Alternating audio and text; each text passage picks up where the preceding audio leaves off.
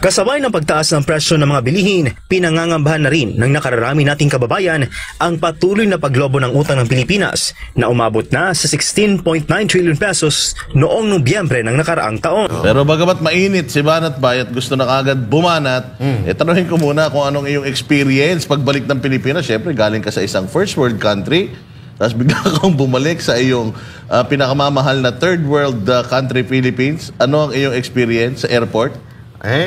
Napaano talaga kaagad ako. Sabi ko, kaya kailangan talaga natin ng mga matitinong leader, lalo na si Pastor Kibuloy. Hindi, wala akong biro.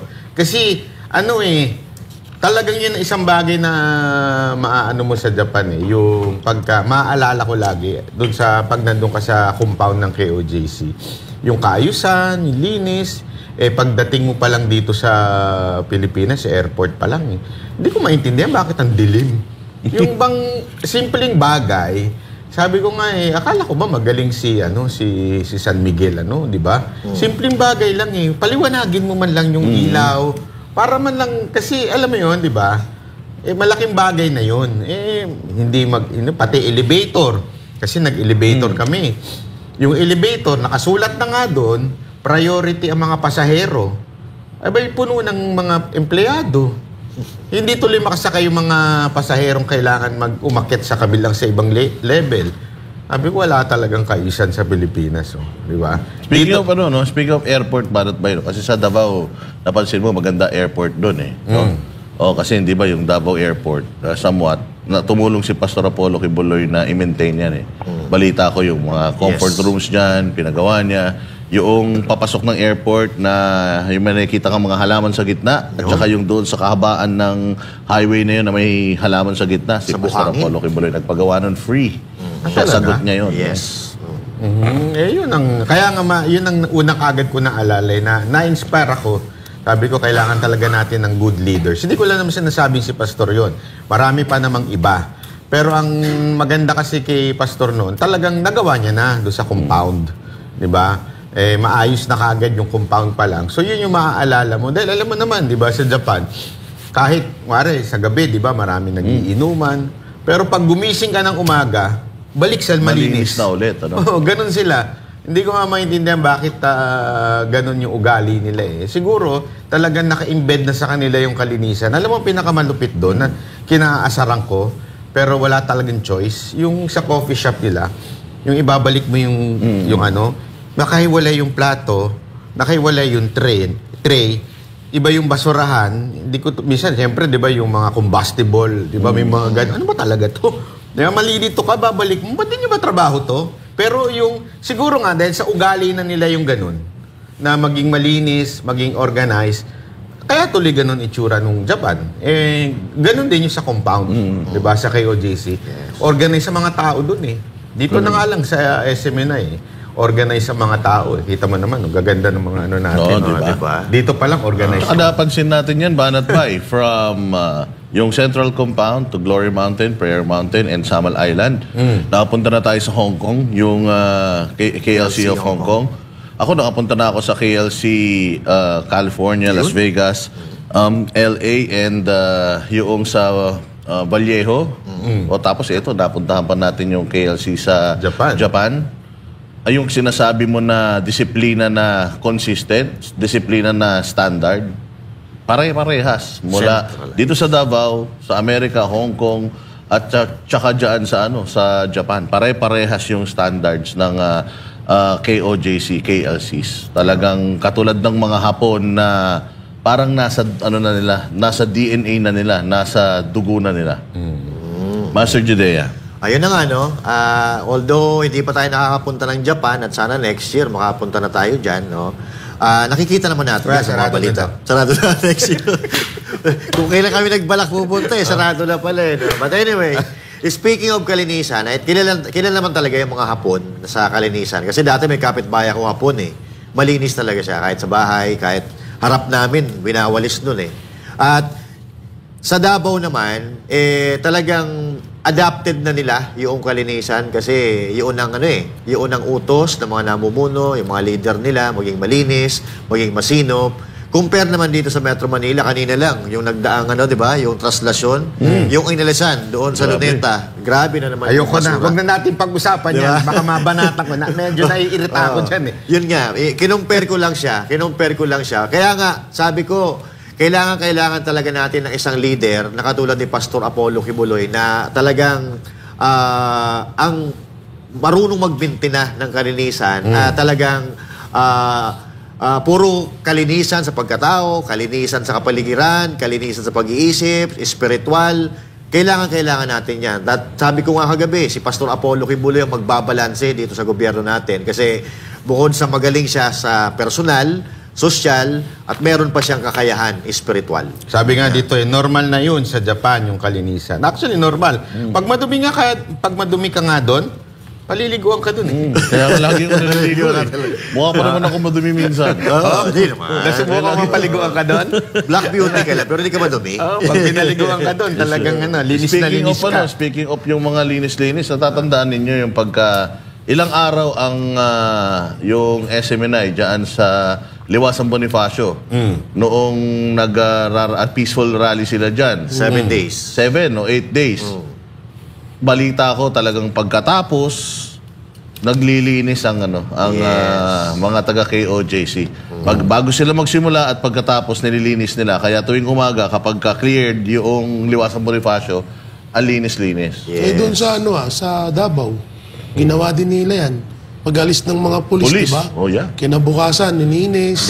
Yung mga bulaklak, pinalitan.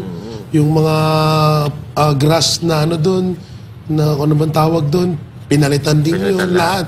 Speaking of police doon sa KOJC, naalala ko din dito sa Quiapo, yung nangyari, dapat nilagay dyan si Torre.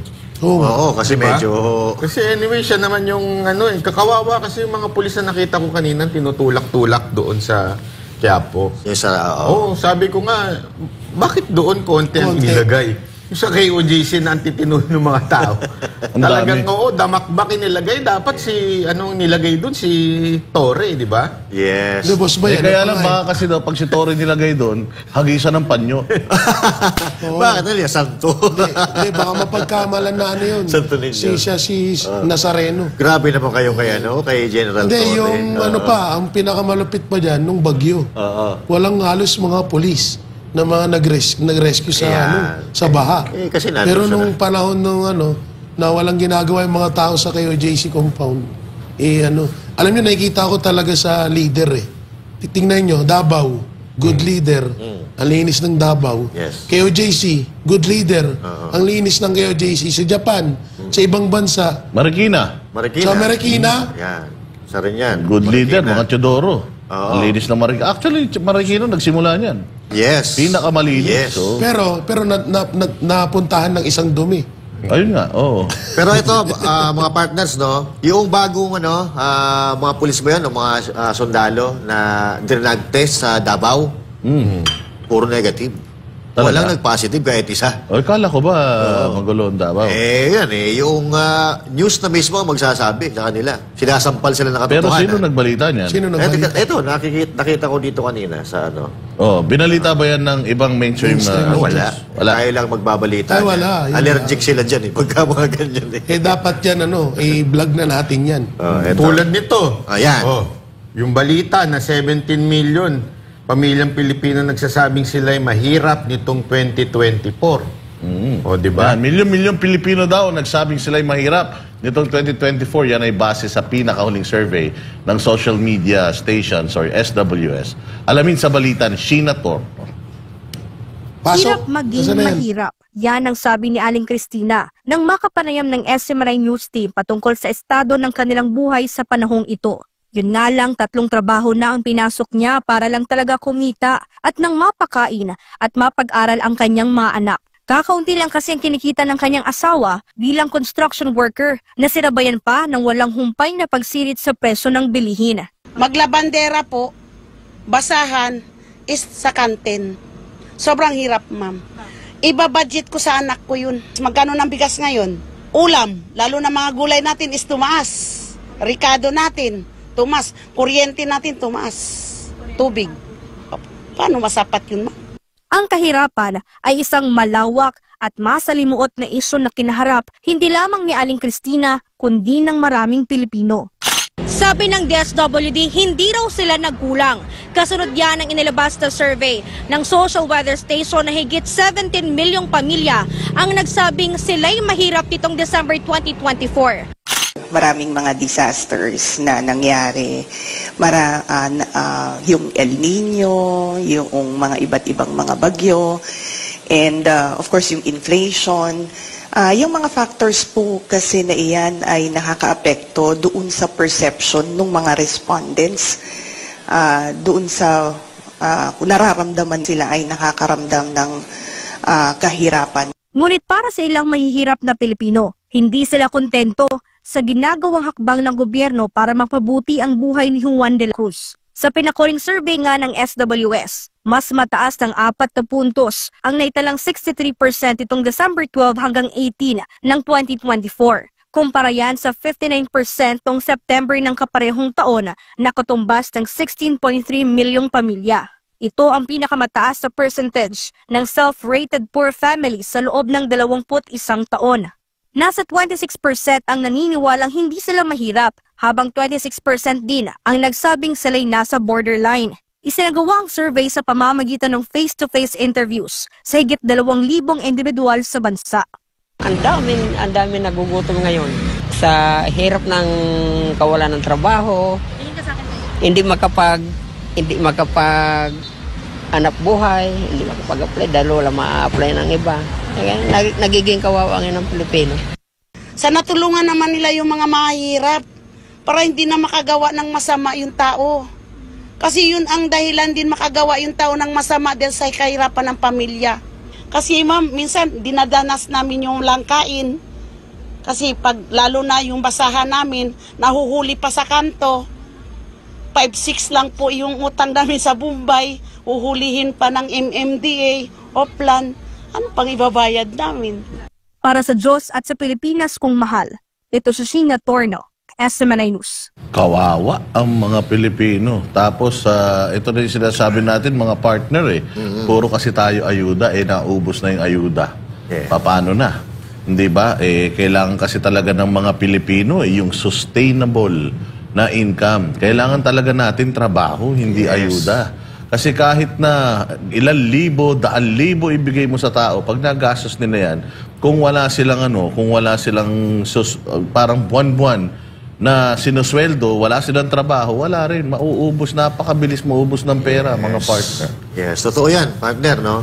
Kasi ito, ang problema natin ito, napag-isip-isip ko, kung ikukumpara natin sa nagdaang administrasyon, nakita ko kasi yan doon sa datos, na yung pag-utang ng Duterte administration nung nagsisimula sila ng kanilang administrasyon, pa-billion-billion lang billion. Not until dumating yung pandemic, tsaka yung Marawi.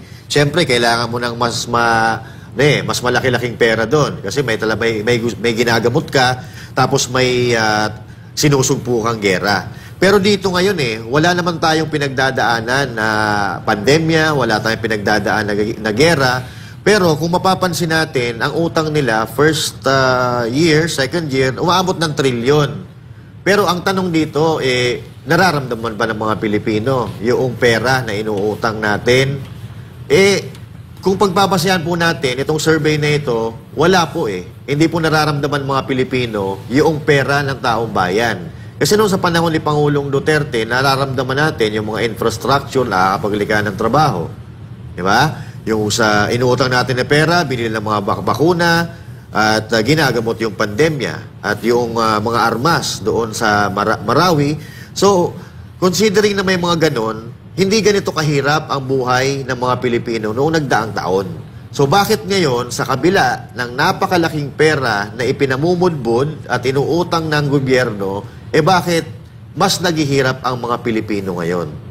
Yun ang malaking katanungan natin, mga partners ako hanggang ngayon, hindi ko pa rin malaman kung ano kasagutan. Saan napupunta yung pera ng taong bayan? So, Banat Bay, malaking numero to. Higit 17 million na pamilya. Ilan lang ang population ng Pilipinas? 115 million na sa... Ito population yun, Ito 17 million na pamilya. O ilang miyembro ng pamilya, ang standard na pamilya sa Pilipinas, 5. Sabihin na natin So yun. imagine mo 17 million times let's say mga 3 na lang. Times 3, malaking numero to ng mga naghihirap.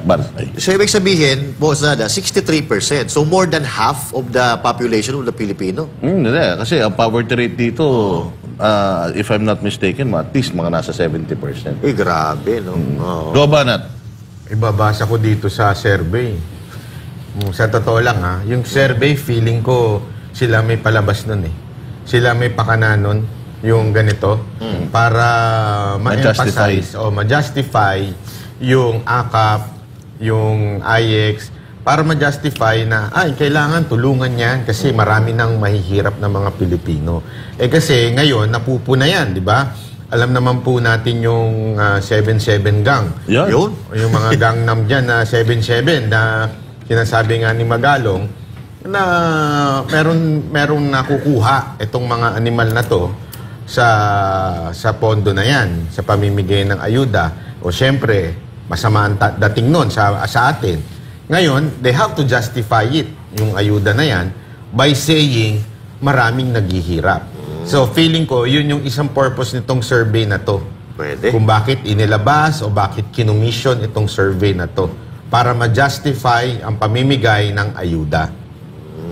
Pero sinasabi nila, Jay Guevara, na ito daw, pag lobo ng mga hirap sa Pilipinas, isa daw cause niyan, yung sunod-sunod na mga bagyo, delubyo. Ano masasabi mo dyan, Jay? No, 3 years nang nakaupo si Marcos Wala namang halos bagyo noon. Kailan lang naman yung mga sakuna na yan? Huwag nilang gawing huwag nilang gawing alibay ang mga bagyo, baha. Una-una, pinagmalaki nyo yan. Yung baha na yan, pinagmalaki nyo sa zona nyo na may 5,500 flood control. So, doon pa lang, ibig sabihin, maaagapan nyo na sana yan kung totoo yun. Kaso hindi totoo. Tsaka yung sinasabi nyo, yung alibay nyo na sa mga bagyo, sa mga hindi yan. Kung ano lang kasi dyan, ang pinaka-dahilan yan kasi yung nakawan dyan sa gobyerno. Yun yung pinaka number 1 na dahilan ng sobrang kahirapan sa Pilipinas. Mas humirap pa sa Pilipinas, di nawawala ang kahirapan. Ang mahirap dito, mas lalo pang humirap. Dumadami ang mahirap, yan ang hirap kapag ganyan ang gobyerno. Mahirap yan, kaya mag-isip-isip na kayo. Huwag nyo nang dagdagan yung kahirapan sa Pilipinas. Mahirap yan. Talagang sunod-sunod na hirap yan. Sunod-sunod yun. Doble-doble hirap. Madadagdagan pa yan. Yung mga maghihirap. Kasi nga, kahapon, pinag-uusapan namin, Banat ba maraming mawawalan ng trabaho. Kasi nga yung Facebook, tatanggalin na yung mga fact-checkers. At syempre, pagka tinanggal mo yung mga fact-checkers, pati daw yung mga troll accounts mawawala. Naku po. So sigurado, marami madadagdag dyan. Pero Banat pa maikli lang. Kung gusto mo habaan, ano masasabi mo doon? Saan? Siyempre Sa tayo, Facebook? tayo umiikot ang buhay natin sa social media Doon tatanggalin na yung mga fact-checkers sa Pilipinas for freedom, para ma-practice daw yung freedom of expression. Actually sa Facebook, para ma-practice yung freedom of expression. Actually, nagreklamo yung Rappler Pero silang statement totoo yun. Na sinasabi nila na parang sinisisi ni Mark Zuckerberg itong mga fact-checker na ginawa naman daw ang trabaho. Pag papanoorin mo ng maigi yung ni Mark Zuckerberg, yung kanyang video, kasi isa sa nangyayari, which is sa akin nangyari, sa mga kakilala ko, nagkakaroon ng mistake. Yes. Yung pag-fact check, yung kasi, parang ina-algorithm lang nila yun. Ewan ko, ginagamitan nila ng AI. Mali-mali. Ako nga, ang naban nga yung Facebook ko ngayon, ang dahilan nila, impersonator daw ako. Okay. Tapos, nung sabi ako na hindi mali ang ginawa nyo, nag-sorry sila, mali daw. Sabihin, mali yung nila, yung algorithm nila na impersonator daw ako nung Kasi hindi naman binalik. Ibig sabihin, meron talagang dapat ayusin ng Facebook. Yan yung sinasabi ni Mark Zuckerberg aside from sa fact checker. Yung sinasabi nga na parang nagkakamali, nagkakaroon ng political, kaya nga tatanggalin na, magkakaroon na ng community notes ba yun or something. Parang X. Oo, para kung i-report na lang. Tama naman din. Sa tingin ko tama din naman yung hindi niya dapat ilagay sa grupo. Kasi nangyayari, yung leaning ng grupo na yun ang nagde-decide kung ano yung tama at mali. Hayaan natin ang tao. Diba? Tsaka maswerte ka, Banat Bay, kasi di ba verified yung account mo. Pwede kang mag-appeal. Meron kang avenue to appeal kapag tinatamaan ka ng mga ng mga illegal na take down na yan, lalo na yung mga post, yung pagpa-flag. Marami sa mga users ng social media, hindi naman verified yung mga accounts nila. Di ba? So kapag na-take down, wala na. Waiting na lang sila. Minsan 3 buwan, minsan nga. Ako nga, wala na. Hindi na bumalik Gagawa na ng bago. Ginawa pa nilang milyon yun. Tuwan-tuwa naman ako, naka-milyong followers. Tapos wala naman. Hindi na makapag-post. Sayang yan. Actually, palpak talaga Facebook. Tama yung gawin nila ito kasi kailangan nila may baguhin. Yes. Tingnan natin kung maganda ang improvement na mangyayari o ganun din, lalo lang papalpak. Diba? At saka hindi naman na-eliminate ang fake news. Lalong dumadami. Diba? Kontrolado na nila. Oo nga yun lang natanggal lang nila yung kumontra sa kanila. Yan. Pero yung fake news mismo, hindi naman nawala yan sa Facebook. Ang dami pa rin fake news dyan. Correct. Tsaka kung matatandaan mo, Banat, di ba nag-uusap tayo dati? Sabi natin, magiging maganda ang takbo ng social media kasi nga, alam natin na dilawan ng lining noong mga fact-checkers, tapos presidente, galit sila sa presidente, so kung baba na tayo sa administrasyon, medyo magiging lenient sa atin yung mga fact-checkers. Baligtad Yung pala ang Facebook, sumisip-sip yan sa nakaupong administrasyon. Yes, tama. Yan ang ginagawa naman nila Nagkataon lang nung panahon talaga ni Pangulong Duterte, hindi nila makontrol ang si Pangulong Duterte, lalo na against sa Amerika nun. Yes. Tinan nyo, ang daming ilang beses sinabi ni Mark Zuckerberg sa video niya na hihingi siya ng tulong sa US government. Ilang beses niya yun, binanggit. So talagang ang leaning nila is US government ewan ko kung ano mangyayari. Sana maayos. Yes, abangan natin yan. At syempre, sa kabilang banda, sa paglobo ng utang ng Pilipinas, dapat umanong tiyakin ng gobyerno na hindi ito mapupunta sa bulsa ayon sa dating palace official. Samantala, sa pagtaas naman ng kontribusyon ng SSS, kailangan anya sabayan rin ito ng dagdag benepisyo. Narito ang balita ni Prince Tripod. Sa ulat ng Bureau of Treasury, mahigit 10% itong mas mataas kumpara sa kaparehong panahon. At isa sa tinutulong dahilan ng pagtaas ng utang ay ang paghina ng piso kontra dolyar. Para naman sa dating Chief Presidential Legal Counsel, Attorney Salvador Panelo, dapat matiyak na nagagamit ng tama ang pondo ng gobyerno. Okay lang yan. Kaya naman natin bayaran. Basta ilagay mo sa tama, huwag nakawin, huwag ilagay sa bulsa. Samantala, sa usapin naman ng pagtaas ng kontribusyon ng Social Security System, sinabi ni Attorney Panelo, dapat maramdaman din ng mga miyembro ang dagdag benepisyo. Unang-una, alam mo, merong batas talaga na sinasabi, every 2 years, pwede ka magtaas ng kontribusyon. At yun ang kontribusyon, talagang para sa mga members yan. Kaya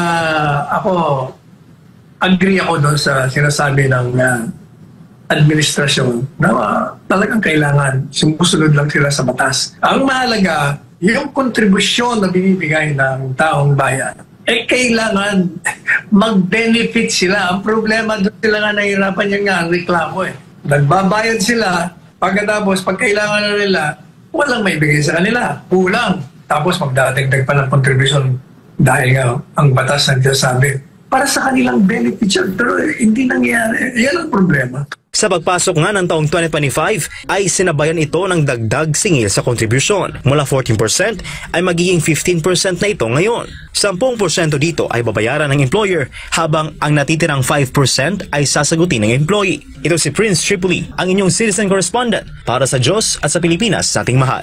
All-time high, mga partner, yung ating utang sa Pilipinas. Pero wala tayong nakikitang mga infrastructures. Wala tayong nakikitang mga bagong highways, bagong expressways. Wala tayong mga nakikitang bagong mga tulay. Matatandaan ko noong panahon ni Mayor Isko Moreno, pandemic pa noon, meron silang naitayong isang ospital sa halagang 3 bilyon. Kaya nga sabi ni Doc Willie noon, imaginein mo 3 billion makakapagpatayo ka na ng ospital. Pero napakalaki ng budget ng Department of Health noong panahon na yon dahil lalo na pandemic, wala silang naipatayo kahit na isang ospital. Yes. O dapat naging wake-up call sa atin yon. Nung pandemic, nagkaroon ng maraming kakulangan sa hospital beds dahil sa sobrang dami ng ng nagkasakit. And hindi yan that is something na pwedeng mangyari ulit. So dapat natuto na tayo. And here comes this new administration. Ang dami nitong perang pumapasok pero makikita mo wala silang napapagawa. Okay, samantalang katulad na sinasabi nga nung panahon ni Isko, pandemic pa, nakapagpatayo siya ng ospital sa halagang 3 bilyon, sa dami ng flood control system project pa lang 2 araw, pwede ka na pala makapagpagawa ng isang magandang ospital niyan. Banat Bay? Ayun. Matindi talaga. Yung sinasabi mong utang na ginawa ni Isko noon, yan pa yung parang binabanat sa kanya ngayon. Itong administrasyon ni Lacuna. Pero, mantakin mo. Hindi kasi naisip ko lang bigla. Naalala ko yung tinanong mo kanina. Anong unang-unang napansin mo nung pagdating ko dito? Dumiretso ako sa Malate. Alam mo, unang nakita ko talaga yung basura. Sabi ko, ang sagwa naman ito. Anong meron? Bakit may basura sa gitna ng daan? Nakita, Malate yun Tapos sabi ko nga, di ba itong pinupuntahan ng mga foreigner doon, Japanese, Korean, Chinese. Kasi makikita nila may basura sa gitna ng daan. Di ba? Na anong dahilan? Dahil nagyayabang yung mayor ninyo dyan ngayon na wala daw siyang inutang, wala rin naman siyang nagawa. At wala rin, ewan ko sabi nga nila, hindi daw nababayaran yung kumukuha ng basura dyan. Sana kung yung inuutang natin ngayon sa Pilipinas, nakikita natin yung resulta. Yun na importante. Yung sinasabi naman ni Sal Panelo. Ni Sal Panelo na okay lang naman mangutang, normal naman ang nangungutang. Kahit naman nung panahon ni Pangulong Duterte, nangutang. Pero nakita. Yan. Yung resulta, nakita. Merong infrastructure na ginawa. Ang dami kayang nagawang infrastructure nung panahon ni Pangulong Duterte. Ngayon, wala. Ang nangyayari lang, kung ano lang yung napondo noon, yung nagawa, yung pinlano noon, hindi lang ang natatapos ngayon. Di ba? Walang bago, ika nga. Kawawa naman. Kasi paano saan mo bababawiin yung inuutang mo? Siyempre, sa paglago ng ekonomiya, paano lalago yung ekonomiya kung hindi ka naman gumagawa ng mga trabaho, ng mga negosyo? Tsaka ang liit ng Pilipinas para hindi mapagduktong-duktong. Yun. Hindi, isa yan kasi nung meron kaming nasa Tokyo kami, nagpunta kami na Nagoya, as in, balikan. Mantakin mo, binalikan lang namin yon ng tren, isang oras kalahati lang. Lang kami doon, nag-show lang ng bahagya, tas bumalik din kagad. Pero malayo yun, no? Oo, at marami pa yung time namin na mamasyal. Ganon ka-efficient yung transportation. Sabi ko nga, bakit din mangyari sa Pilipinas to, no? Napupunta ka ng Bicol, sasakay ka lang ng tren, isang oras nandun ka na, di ba? Alam mo, gusto mo matupad yan, Banat?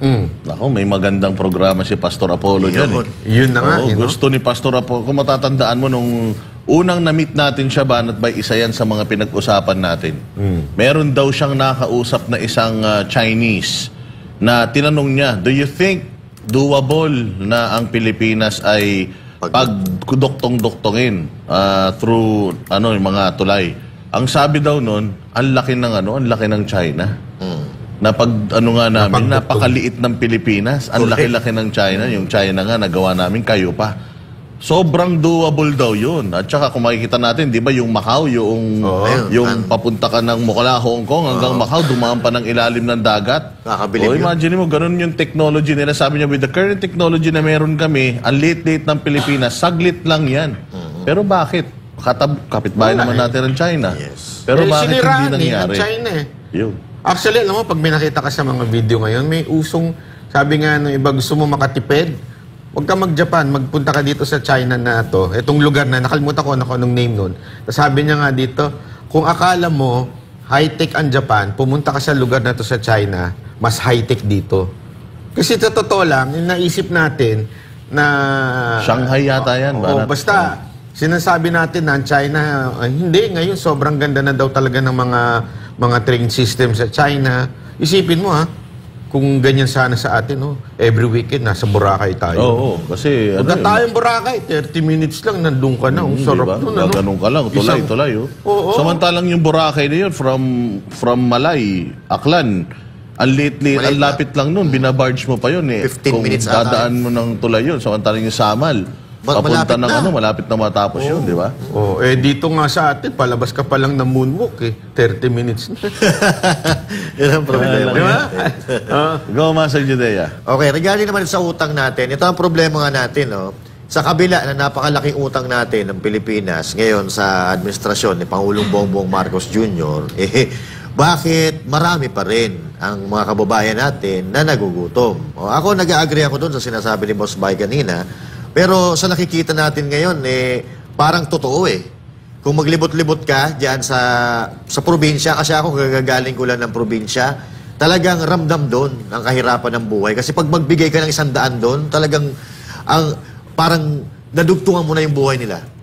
Magbigay ka ng 50, na parang nadugtungan, tuwang-tuwa sila dahil sa sobrang kahirapan at sobrang mahal ng bilihin. At ang problema dito, hindi lang utang pala, pag sinabing utang pala, hindi lang pala basta-basta utang to. Meron tayong tinatawag na external tsaka internal na utang. Ang nakakatakot yung external kasi binabayaran pala natin yon dollar. O kung anong currency nung inutangan nating bansa. Halimbawa, Japan, yen.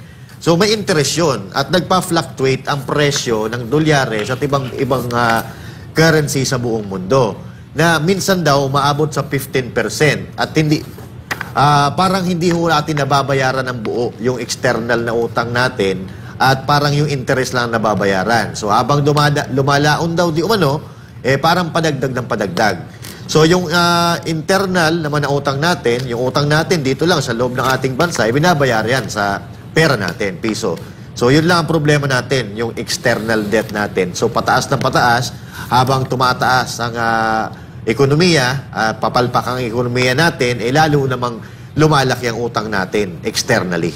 Kaya nga siguro maganda rin, mga partner, na yung, di ba, since nandiyan naman na yung akap na yan, siguro aside from giving itong mga ayuda na ito, sana i-train na din nila yung mga Pilipino kung papaano ma-manage itong mga pera na makukuha nila from the government para maging sustainable. For example, papaano magnegosyo, o di ba? O kaya gaanan yung mga yung mga requirements na kinukuha ng mga magninegosyo ng mga maliliit lang kasi yun ang problema dito sa Pilipinas. Kahit gusto mo magnegosyo, kahit maliit lang, dadaan ka sa sangkatutak na proseso Yes. Minsan, magkano lang yung puhunan mo, yung gagastusin mo para maglakad ng mga papeles, mas malaki pa sa wala na, lugi ka na. So, wala rin nangyayari. Jay Guevara. Ang masama pa dyan, Bustada. Ang masama pa dyan, Bustada, yung halimbawa, bibigyan ng akap yung mga Pilipino ng pera. So, tuturuan nga nila ng kung paano gastusin yun. Ang masama doon, kasi nababawasan yan Kada lapag ng pera sa iba't ibang kamay, pabawas ng pabawas yan. Yes. Hanggang sa napupunta na lang doon sa kababayan natin. Halimbawa, 10,000, isang pamilya, o 10,000, isang tao. Magugulat ka na lang, pagdating doon sa tao, 3K na lang. 1.5 na nga lang. Minsan 1.5 pa. So paano, di ba? Tsaka yung usapan doon sa paglobo ng utang ng Pilipinas, paano hindi lolobo? Yung mga walang kwentang proyekto, yun ang pinaglalaanan ng napakalalaking pondo. Tapos yung proyekto na mas makakatulong para sa mga Pilipino, yun yung tinatanggalan ng pondo. Diba? Katulad lang yan, yung akap, yung ayuda, yung pondo na inilaan dyan, kung yung pondo na nilaan dyan, ay ginawa yan, or gawin yan para sa hanap buhay ng mga Pilipino, di mas maganda yun. Hindi nilagyan ng pondo yung akap na yan para para i-tolerate yung mga Pilipino na umasa lang sa ayuda. So walang mangyayari niyan. Katulad sa iba't ibang bansa, hindi nila tinotolerate yung mga tao nila doon na maging tamad. Tutuusin nga buti nga tayo dito 8 hours. Sila, di ba? Hindi. Nagtatrabaho sila doon ng sobra-sobra. 3 job sila Hindi sa naman Amerika. nata totoo yung akap Kahit kailan, di pa ako nakatanggap niyan. Kanta lang meron. Ha? Kanta. Wala kang akap O akap. Walang yung Kanta. mayakap namin. Pati yakap, wala eh. Nako po, ito mainit-init na usapan din ito sa ngayon, nasa showbiz. Alam niyo naman, pagdating sa showbiz, ang showbiz sa natin, expert si Banat Bay at saka si Jay Guevara. Ayan, so ibalita mo na ito, Master Judea. Matapos ilabas kamakailan ng isang kontrobersyal na film teaser kung saan tampok ang pumanaw na aktres na si Pepsi Paloma, ay sumugod naman ngayon sa korte ang veteranong host, actor na si Vic Soto upang sampahan ng kaso. Ang direktor nito, narito ang balita ni Troy Gomez. Naghaya ng TV host and movie actor na si Vic Soto ng kasong kriminal laban sa movie director na si Daryl Yap. Si Soto ay sinamahan ng kanyang may bahay na si Pauline Luna sa Muntinlupa Regional Trial Court sa pagsasampa ng kaso araw ng Huwebes. A lot of people have been asking me, ano reaction mo? Eto na po yun. Ito na po yung reaction ko. Sabi ko nga, ito yung walang personalan ito. I just trust in our justice system. Ako'y laban sa mga irresponsibleng tao, lalo na pagdating sa social media. Ayon naman kay Attorney Enrique de la Cruz Jr., abogado ni Soto, 19 counts ng cyber libel ang kanilang inirereklamo laban kay Yap dahil sa mapanirang teaser video ng upcoming na movie na The Rapists of Pepsi Paloma. Sa trailer ay highlight sa eksena ang pagtatanong kung ni-rape nga ba ni Vic Soto si Pepsi Paloma. Ayon sa abogado, masama ang naging dulot ng trailer sa pamilya ni Soto. Nakatatanggap anya ng rape threat si Pauline at pambubuli naman ang nararanasan ng kanilang anak na si Tali sa eskwelahan. Maraming physical threats. So nalilimitahan ngayon ang movement ng aming kliyente dahil natatakot sila ngayon pumunta sa mga public spaces nang walang bodyguards, mga ganun. Na dati hindi naman nila kailangan. Nakita niyo naman how well-loved he is. Yeah. And mababago yung ganyang kilos niya at pakikitungo sa tao kapag nagpatuloy yung ganitong mga physical threats. Sa isinampang cyber libel case ay may kalakip din itong claim for moral damages na nagkakahalaga ng 20 milyong piso. Ang libel ay hindi kasama sa pinoproteksyonan. Malaya kang magbigay ng sarili mong katotohanan pero hindi mo pwedeng ibenta at mamanira ng iba. No, kaya maraming pelikula na gumagamit ng ibang mga alias, gumagamit ng ibang pamamaraan para hindi makasakit o makapanira ng iba. Pero ito, diretsahang tinawag na rapist yung aming kliyente. Kaugnay nito ay pinag-uutos na ng Muntinlupa RTC na tanggalin ang trailer ng pelikula at pagtigil sa pelikula sa lahat ng platform sakaling lalabas. Ito ay matapos katigan ng korte ngayong araw ang petisyon ng kampo ni Soto na writ of habeas data na isinampa 2 araw na ang nakararaan. Ayon sa abogado, isinampa nila ang petisyon dahil sa nilabag ng pelikula ni Yap ang privacy rights ni Soto. Yung po ang basihan kung bakit nag-file kami ng writ of habeas data dahil walang consent. At sa ilalim ng ating Data Privacy Act, ang mga sensitive personal information, hindi mo pwedeng i-collect, i-process, i-share, i-disclose nang walang pahintulot ng data subject. Sa kabilang banda ay inihayag naman ni Direk Daryl Yap sa kanyang post sa Meta na malayang makapagsampa ng kaso ang sinuman.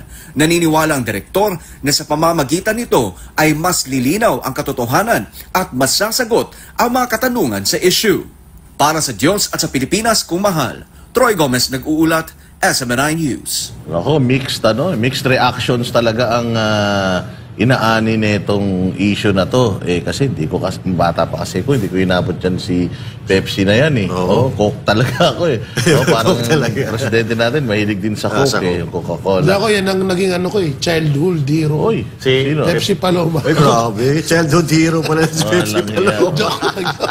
Pero nako, medyo mabigat ito kasi mabigat ito kasi may mga pangalan palang lumabas dyan sa teaser na hindi ko pa kasi napan yung teaser. So So, di ako makapag-react dyan. Banat Bay, anong masasabi mo dyan? Napanood ko kasi yung kasamahan ni Pepsi Paloma. Yung Yeah? interview ni Julius Babaw. Sabi talaga daw sa kanya ni Pepsi Paloma, hindi totoo. Celebrities. At Publicity parang stunt. Publicity stunt lang ng manager. Kasi noong unang panahon, uso kasi talaga yan. Hindi ko sinasabing ito yung nangyari pero uso kasi talaga mga manager gumagawa ng skandal para lang sumikat yung, lalo na pagka ganyan yung artista mo, yung bold star. Gagawa yan ng skandal para sumikat. Yun yang sa ibang bansa.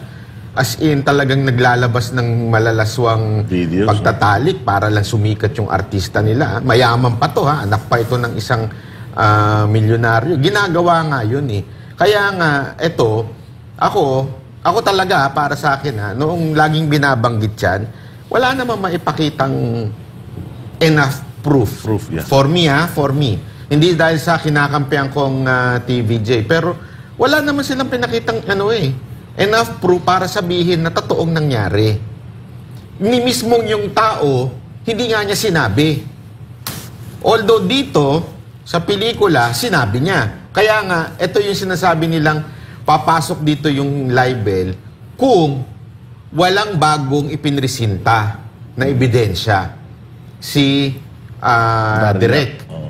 Pero kung meron siyang bagong ipinresinta na hindi pa alam ng publiko, tapos nag-conclude siya na talagang may ginawa si Vic Soto, doon hindi siya hindi siya madadali doon kung meron siyang bagong pinresinta.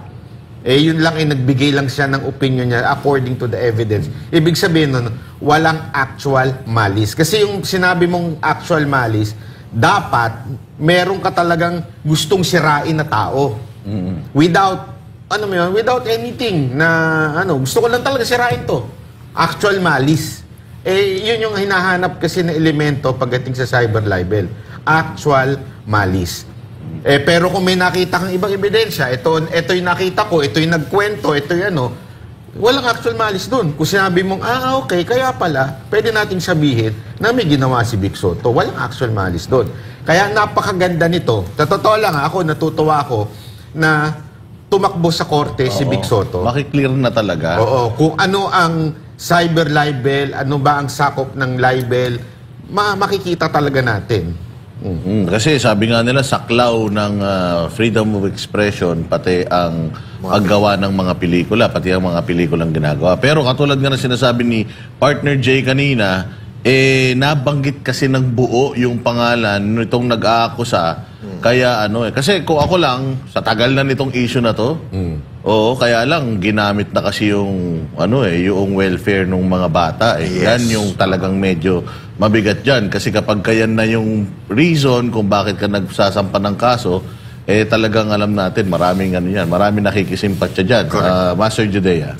Sa akin naman, eto, sa bandang politika naman, sana itong nangyayari dito, hindi ito personal at hindi ito diversionary tactics para makalimutan yung mga tunay na issue ng ating bansa, Pero nakita naman natin na mayroong nagkasuhan, so talagang may pinag-uugatan talaga. So tama yung sinabi ni Boss Bay, kasi hindi ako mahilig din sa mga arte-artista, mga bali-balita na ganyan. So hintayin na lang natin. Kasi ako curious din ako talaga kung sino talagang nagsasabi ng totoo. Si Pepsi Paloma ba? Or itong tatlo?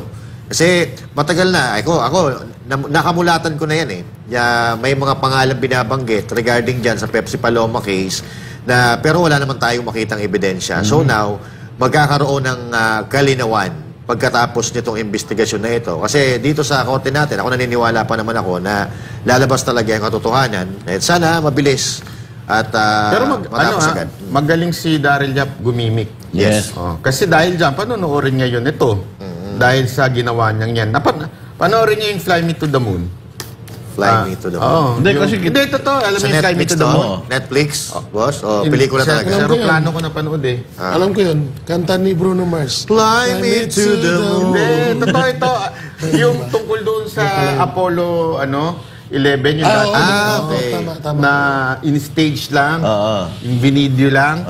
Ang galing Although, yun lang ang sinasabi. They presented new evidence. So, sa iniisip ko nga, grabing libels nito kung sakasakali, ang nilibel na dito, yung presidente ng Amerika, na inutos na pekein. Oo, yung sa moon, di ba? Yung pagpunta sa moon. Kaya lang, may bagong ebidensyang inilabas. So, ito dapat, ganito rin yung kay Daryl Yap. Kung may bago siyang ebidensyang ilalabas, makakalusot siya. Correct. Sa libel na Kaya lang, yun na nga. Ang galing ang gumimik ni Ganda Daryl. yung sinabi mo kasi Banat Bay, magkano lang parang yung libel, yung total na damages, parang 25 million lang, plus 1.5. Kung kikita tong pelikula ng Pero dapat maganda kasi pangit yung last time niya talaga? Oo. Yung after nung yung una medyo Made in Malacanang marami pa nabudol noon yung una dahil pag nanood doon para mga tanga yung mga yun nanood pa. Alam naman yung kusino bida doon, di ba? Alam naman natin panukta ko noon ni Amy yun, siya bida doon, mantakin mo siya lang bayani doon. Yung kapatid niya walang niya. Naisipin mo lang yun Yung pangalawa, sabi nila wala na halos nanood Kasi nga dahil sa na-realize na nabudol. Tapos na-realize din nila na binubudol pa uli sila na para naman kay Amy yun. So, malaking comeback ito para kay Maganda yung strategy, no? Sana maganda yung pelikula. Maganda, alam mo, maganda yung sasabihin ni J. Guevara dito. Siyempre. Nireserve talaga natin yung huling komento para kay Jay kasi ito lang ang mukhang showbiz sa amin si Jay. Ayan, artista. Masasabi mo dito sa issue na to kasi considering na ikaw ay dating TVJ hanggang ngayon naman Hanggang ngayon. Hanggang ngayon naman. Hindi naman nawala yun On a TVJ defender's point of view. Kasi nung una, wala talagang pangalang Vic Soto. Noon pa mang issue na to, kay Pepsi Paloma, walang Vic Sotong nadadawit dito. Kundi Richie Dorsey and Tito Soto lang ang nadadawit. Hindi ko lang masyadong tukoy kung kasama si Henyo Master nung sa isyong to, no. Pero ito ay talagang isa lang maituturing na isang urban legend. Itong issue na to. Una, walang sapat na ebidensya at talagang ito ay gawain na talaga nung tawag ba doon, producer ba yun? Or nung humahawak kala Pepsi Paloma. Ang humahawak kasi dyan ay si Ray De La Cruz. Sino yun? Sino yun? Yun yung manager. Okay. Na talagang ganyan ang gawain noon pa. Kasi nung panahon ng Tito Vic and Joey, nung kasagsagan, sobrang sikat kasi talaga niyan. Hanggang ngayon. Biruin mo yung student canteen at yung natalo nila yun. Lance Day. No, yung may isa pa, yung Lance isa pang Lance Day. Ganon sila kasikat na tinalo nila lahat ng mga prime time show. So, etong si Ray De La Cruz, kailangan niya ring kailangan niyang maiangat yung mga talent niya. So, lumang style kaya nga nasapak to Palaging nasasapak to si Ray De La Cruz dahil ganyan yung ginagawa niya. Buhay pa ba yan? Si Ray De La Cruz? Patay na siya. Hindi ka na madidimanda niya? Hindi na ako madidimanda nito. Pwede ka pa rin demanda pag patay. Pwede pa ba? Doon na lang. Kita-kits na lang kami doon. Sa taas. Kung nandun siya. Pero tama si Jay dyan, Ang daming ganyang manager. Hindi, talagang ginagawa yan na para sumikat yung At isa pa, may katotohanan yan dahil sa interview ni Julius Babaw, sinabi yan doon ng mismong kasama ni Pepsi Paloma na si Cola. Kasama niya yun saan? Kasama niya doon sa party na yun? Hindi lang. Kasama niya. Barkada niya sa pagiging bold star at pagiging talagang kaibigan niya. Isang bahay silang tinitirahan. Yung ba yung palaboy na ngayon dyan sa Maynila? Ay, hindi, iba pa yun. Iba naman yun. Pero kasama pa rin. Kasama yun.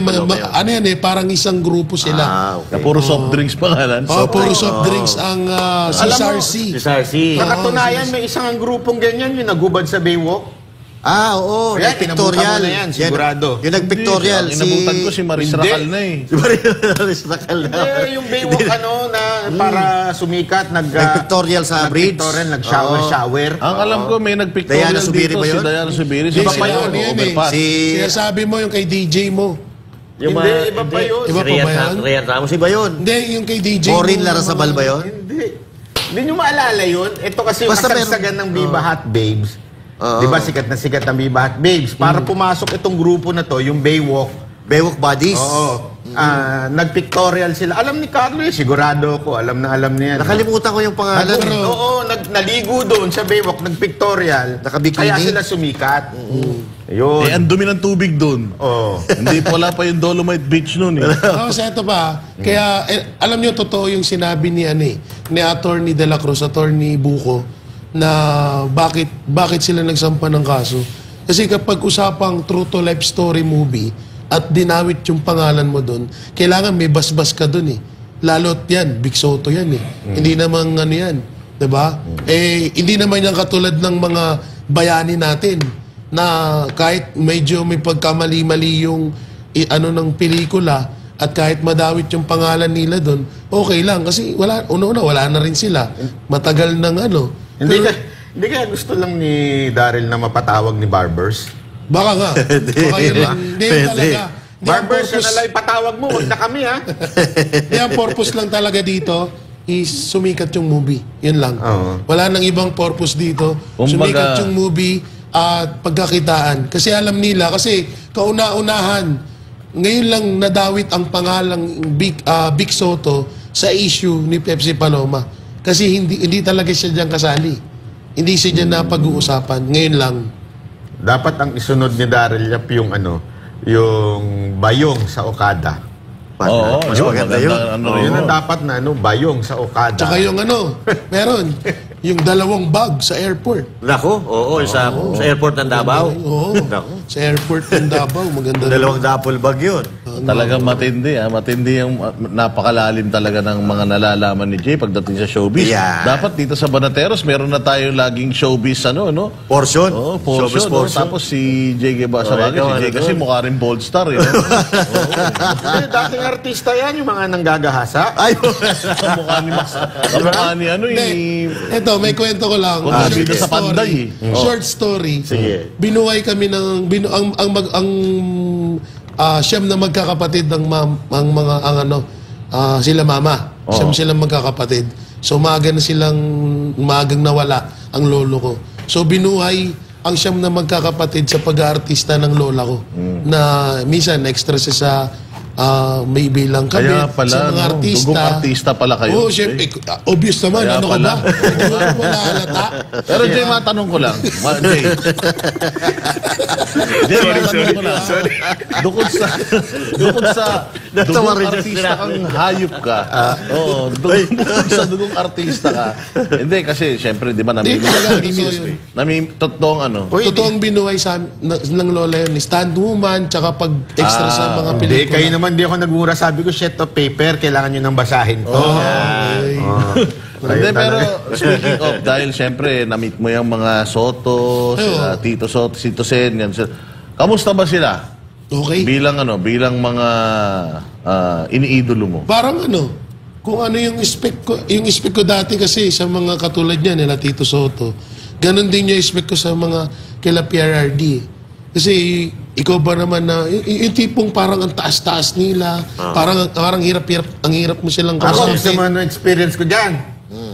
Sige. Hindi, sa totoo lang, parang mabait sila, stricto lang, pero mabait sila hindi yung parang kasi di ba si Joey medyo parang chickboy ang dating. Hindi matino sila. Ewan ko para sa akin kasi nakakasama ni Mo kayo nung sa Itbulaga matino naman sila. Meron ako isang host na alam ko hindi matino. Ako rin kilala ko yan. Kailan mo sasabihin ko yan? Na pumapatol sa 12 anyos. Ay, sabihin ko sino yun. Next. Patay tayo dyan. Sino yun? Parang curious tuloy ako. Curious ako dun Hindi ko alam yun pero siguro maganda, gawan natin ng istorya yung buhay ni Jay. Sino gaganap? Boss Day. Sino gaganap?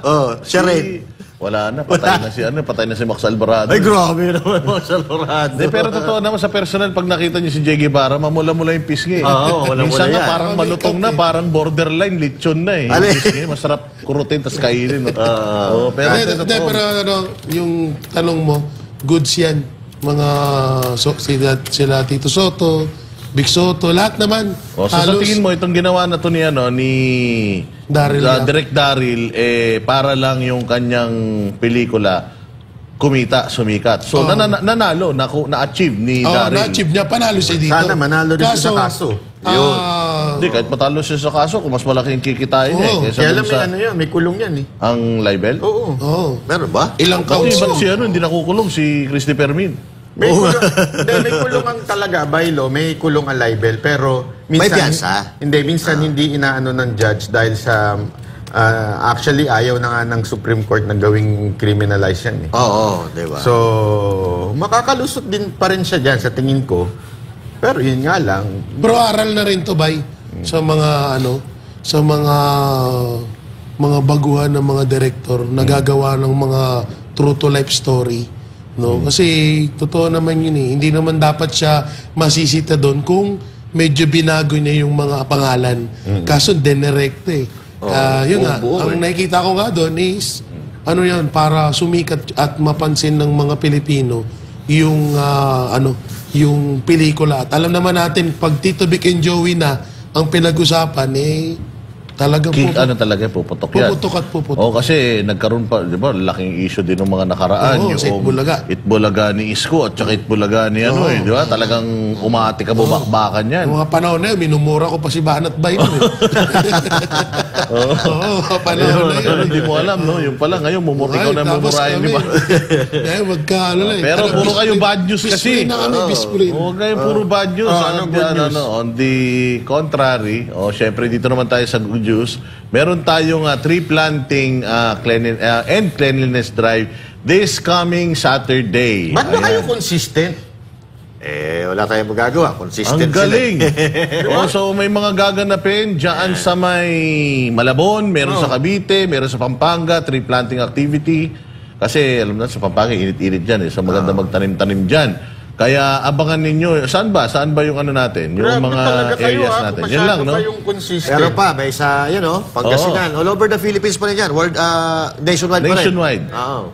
Pero yung dito sa Metro Manila and Babol, kung tawagin nila the Babol. Ayan, Pampanga, meron sa Cavite na cleanup drive, coastal cleanup drive. Tapos meron din coastal cleanup dito sa Malabon.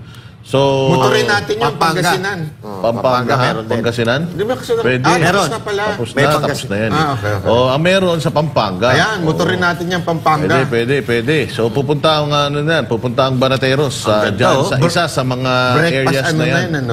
At tayo ay makikilahok dito sa napakagandang inisyatibo ng SMNI at ng KOJC at syempre ni Pastor Apollo Kibuloy. Talagang consistency is the key. Yan talaga. Habang namumulitika itong mga ibang mga tumatakbo sa gobyerno, si Pastor Apollo Kibuloy tuloy-tuloy lang sa kanyang advokasya, sa kanyang adhikain na mapaganda ang bansang Pilipinas. Syempre magsisimula yan sa hanging nilalanghap mo. Dahil kung masarap ang hanging nilalanghap mo, sigurado, matino ang gising mo. Hindi ba? At masarap din ang ibubuga mong hangin. Yan, syempre.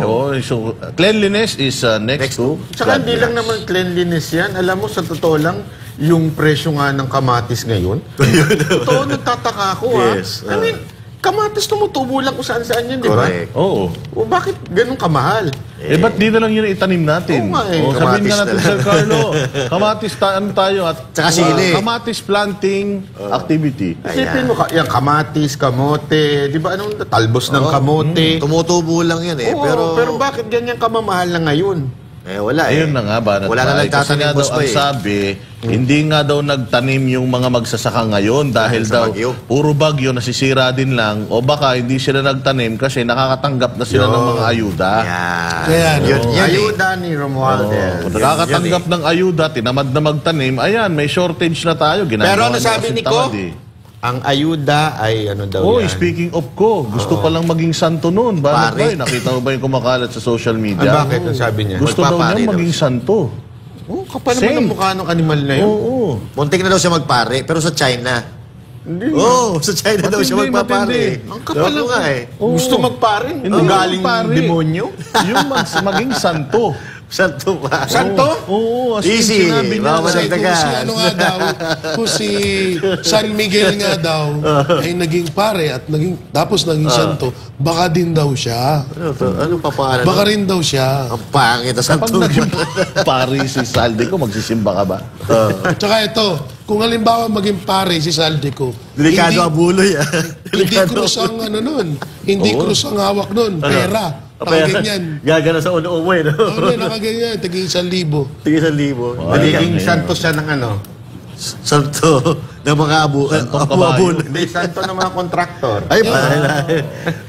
Babas yan pa na sa naman kita, eh. sa natin sila de Saldico. Kaya, grabe kayo, ha? salit Kasi sa'yo may eh. bagong tawag sa kanila ngayon. Ano? Kupalo Sorger. Ay, Kupalo Soldier.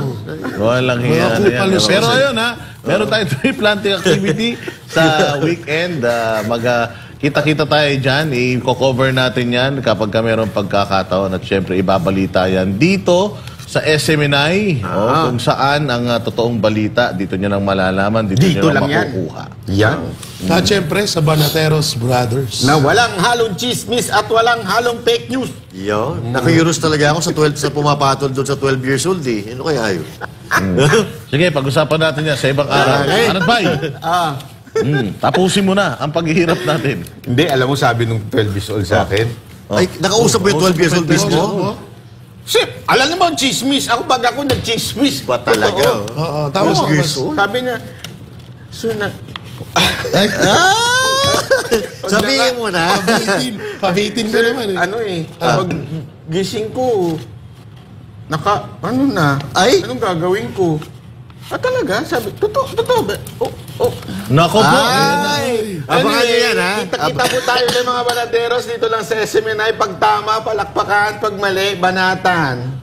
Ako po si Banat Bay. Ako po, si Boss Dada. At ako naman, si Master Dea. At ako naman po, si Jay Gibara. Para sa Diyos at Pilipinas nating mahal. Ayan.